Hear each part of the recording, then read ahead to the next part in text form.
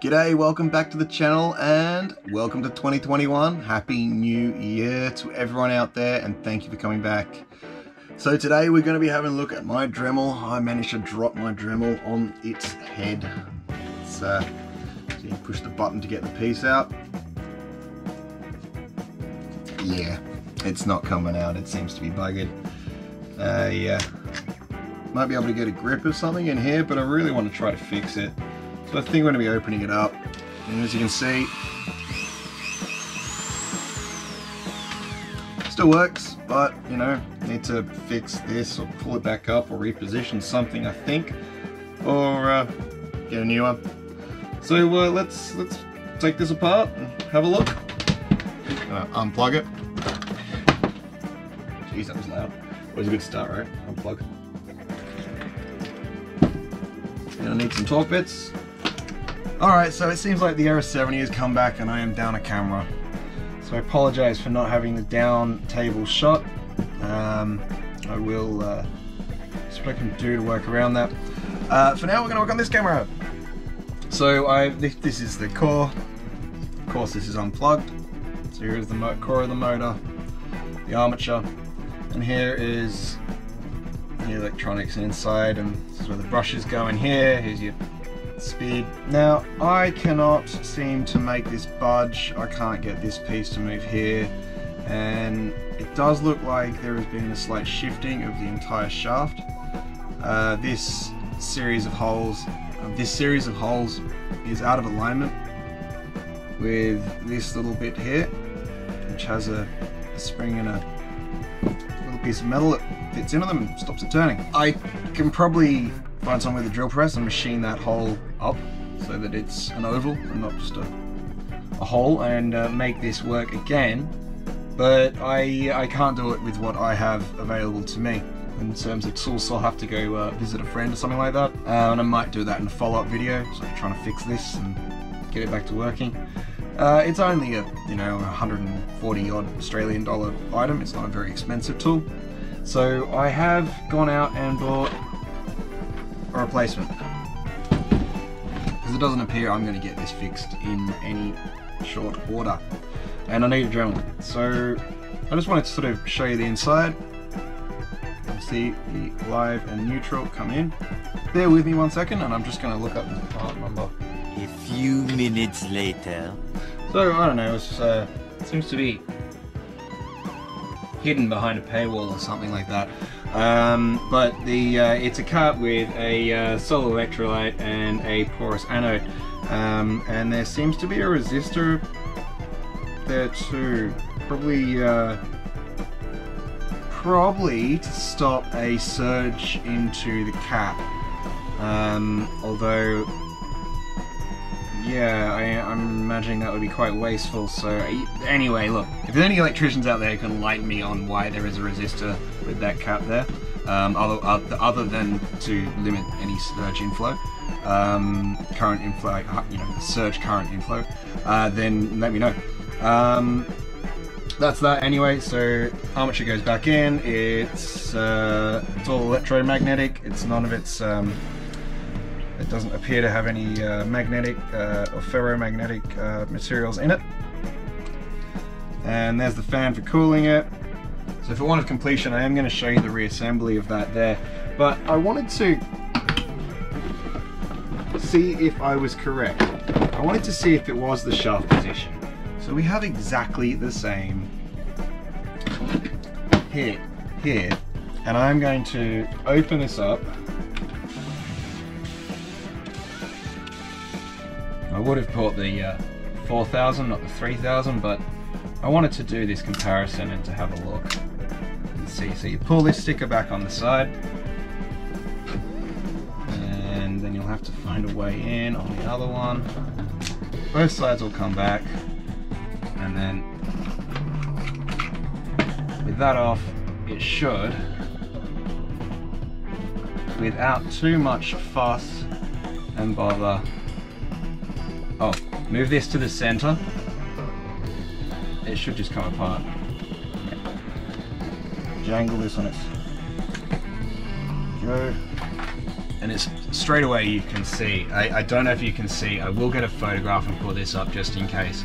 But what's happened is that this has obviously, the head has slipped back when I've dropped it by 1 millimeter, and that is simply the problem. If you have a Dremel 3000, do not drop it. You will probably stuff it unless you can get to like a drill press with a machining bit and machine out more hoop or more hole for your stopping bit. Yeah, that's that. So let's just put this new one back together. So there are prongs, they're there, that need to line up and go in. So you want to just sort of line them up best you can. Line up the rubber grommet. There you go. So that's that put back together. And I'll put the screws in that in a moment. Same deal. There's holes in the case that fit in, but before we go there, we've got to completely reassemble this one. We'll do these plates first. So these plates are like some sort of weird design thing. Call them design thing. So they click in on either side. A little finicky to line up. Just hold your electronics inside and click them in like that. See? Right, so then you want to put your brushes in. Now the brushes are going to have a curve from the rotation of the armature, so you know, just try to line that up, and they should just slide into their hole. And then these funky little whatever you want to call them, they go and hold. God, jank. So they go in, and I advise you do that and get a flathead screwdriver, and they hold in the brushes. And that's how you're going to change your brushes if you don't drop it on its nose before the brushes wear out. And then screw that in. So that's those in. You can lock down this by moving that across. So that's in there. And then you're going to have to move up your grommet, put your strain relief on for your for the cable. So my advice is sort of hold it there and use the bit in your hand to get them out. Get them in, sorry. Just sort of in to hold it so it's not going to go over there. And then screw that down.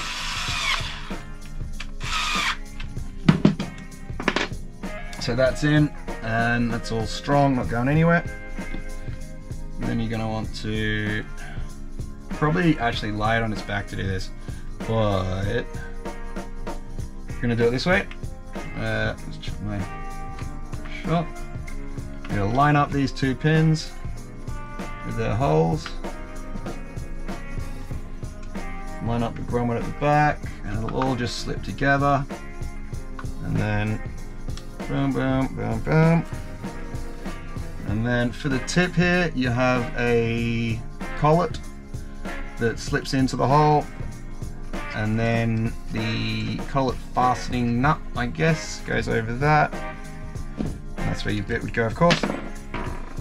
And then that bit, whatever it's called, I don't know what it's called, and the screws to go back in. And so that is more or less that. That's all the steps to getting in and out of the Dremel, replacing your brushes. Generally, I mean, apart from dropping them, I've never really had much go wrong with it apart from dropping it like that. The brushes are going to wear out over time. Oh, we didn't do a comparison of the brushes. Alright, so let's have a quick look before we go on at that brush from the new one. First things first, that's got a copper base to it and the other one didn't, so it seems like they've done that for some reason. So I don't think the brushes were too badly worn. I mean, maybe a couple of mil off the brushes, but that seemed about all. So there you go. It looks like the brushes will probably last you a hell of a long time in these devices. So there's a little look inside the Dremel and what I did to bugger my Dremel. Yeah, don't drop your Dremels. Bad news. Please hit that like and subscribe, and I'll catch you next time. Be well, stay safe, rock on.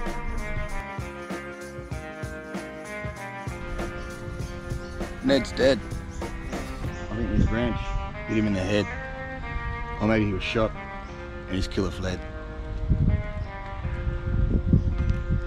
I've got to go fix this up now.